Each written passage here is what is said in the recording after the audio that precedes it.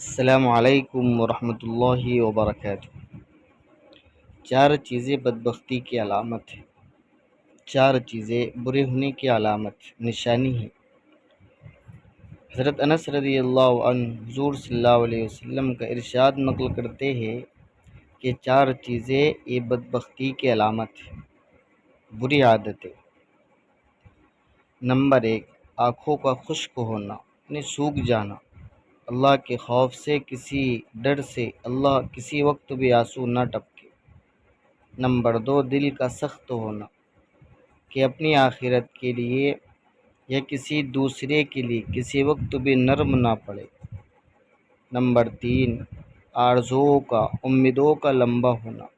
Number 4، دنیا کی حرص، دنیا کی لالچ۔ فرمایا آپ نے یہ چار چیزیں بدبختی کی علامت ہے۔ اللہ ہماری حفاظت